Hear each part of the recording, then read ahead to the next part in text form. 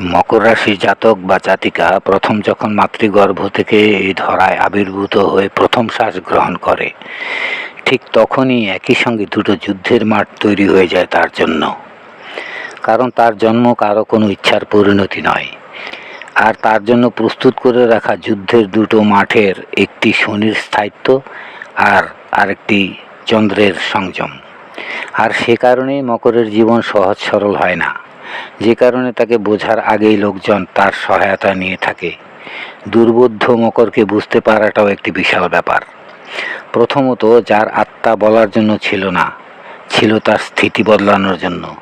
যখন সে নীরব থাকে, তার স্পর্শ ছাড়া অনেক কিছু ঘটতে থাকে, আশপাশে বদলে যেতে থাকে অনেক বিষয়। মনে রাখা জরুরি যে যারা মকরকে বুঝতে পারল না, তারা কখনোই মকরের ছিল না। দ্বিতীয়ত, মকরের ভেতর যে অপরাধের সৃষ্টি হয়ে থাকে, যা তার নয়। তবে কেন এমন?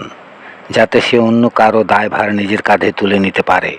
কিন্তু মকরকে এই সুসংবাদ জানতে হবে যে তার এই যুদ্ধের পরিসমাপ্তি ঘটেছে 2026 জর্জিয়ান ক্যালেন্ডারেই।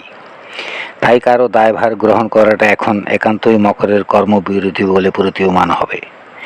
তৃতীয়ত, একান্তভাবে মকরকে মানুষের কাছ থেকে বারবার দূরে ঠেলে দেওয়া হচ্ছে তার শাস্তি হিসেবে নয়, বরং যাতে করে তার বাস্তবতা বোধ জাগ্রত হয়ে ওঠে।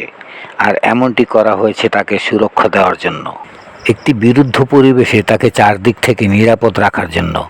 বলা যায় তার জন্য একটি নিরাপদ বলয় নির্মাণই ছিল মূল উদ্দেশ্য। চতুর্থত, মকরের সামনে এখন মাত্র দুটো পথই খোলা রয়েছে, মন আর ধর্ম। এক্ষেত্রে তৃতীয় কোনো পথ বা বিকল্প কোনো উপায় করার কোনো রকম সুযোগ নেই। বস্তুত এই সময় মকর জাতক জাতিকা যদি তাদের আবেগ দিয়ে পরিচালিত হয়, কোনো কিছুর বিচারকালে আবেগতাড়িত হয়ে সিদ্ধান্ত নেয়, তাহলে তা মকরের জন্য যথার্থ হবে না। ছোট ভুলের জন্য বড় রকমের মাসুল দিতে হতে পারে।